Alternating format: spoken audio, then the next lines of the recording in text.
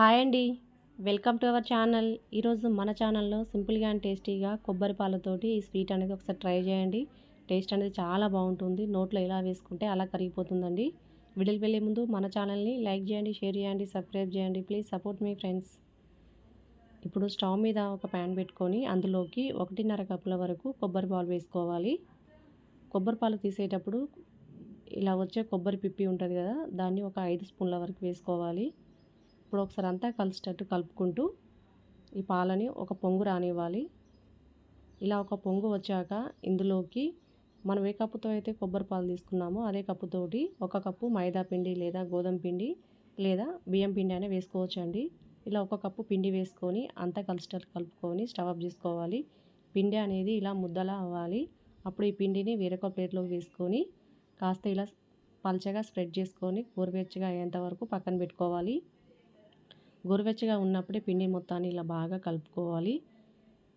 ఇప్పుడు ఇందులోంచి కొంచెం పిండి ముద్దను తీసుకొని ఇలా రౌండ్ బాల్లా చేసుకొని కాస్త ఫ్లాట్గా చేసుకోవాలి. ఇప్పుడు ఒక జాలి గంట తీసుకొని దానిపైన ఇలా ఫ్లాట్గా చేసుకొని దానిపైన పెట్టి కాస్త ఇలా ప్రెస్ చేశారంటే ఒక డిజైన్ వస్తుంది.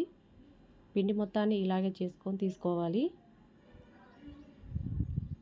ఇలా అన్నీ చేసుకొని ఒక ప్లేట్లో వేసుకొని పక్కన పెట్టుకోవాలి.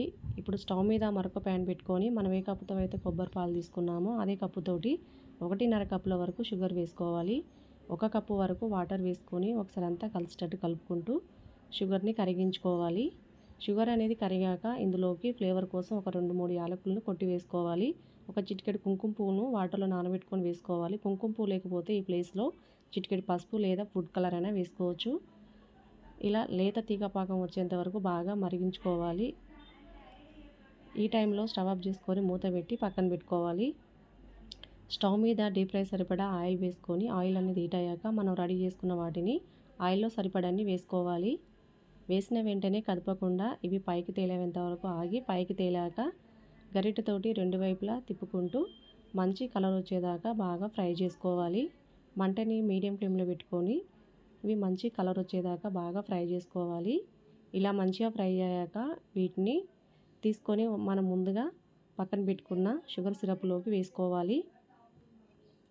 ఇలా షుగర్ సిరప్లో వేసుకున్నాక షుగర్ సిరప్ అనేది వీటికి పట్టేటట్టు ఇలా ఒకసారి బాగా కలుపుకొని మూత పెట్టి పక్కన పెట్టుకోవాలి. షుగర్ సిరప్ అనేది కాస్త గోరువెచ్చగా ఉండేటట్టు చూసుకోవాలి. మిగతావన్నీ ఫ్రై చేసుకొని షుగర్ సిరప్లో వేసుకొని షుగర్ సిరప్ అనేది వీటికి పట్టేటట్టు ఇలా 2 వైపులా తిప్పుకొని మూత పెట్టి ఒక 4 గంటల పాటు పక్కన పెట్టుకోవాలి. కనీసం ఒక 2 గంటలైనా పక్కన పెట్టుకోవాలండి. 2 గంటల తర్వాత చూపిస్తున్నాను చూడండి. పాకాన్ని బాగా పీల్చుకొని స్వీట్ అనేది చాలా సాఫ్ట్గా రెడీ అయిందండి. టేస్ట్ అయితే సూపర్గా ఉంటుంది. నోట్లో ఇలా వేసుకుంటే అలా కరిగిపోతుందండి. అంత టేస్టీగా ఉంటాయి. పచ్చి కొబ్బరి ఎక్కువగా ఉన్నప్పుడు ఒకసారి ఇలా స్వీట్ అనేది ట్రై చేయండి. చాలా బాగా వస్తుంది. ఈ సింపుల్ అండ్ టేస్టీ అయిన పచ్చి కొబ్బరి పాలతో చేసిన స్వీట్ రెసిపీ మీకు నచ్చినట్లయితే లైక్ చేయండి, షేర్ చేయండి, సబ్స్క్రైబ్ చేయండి.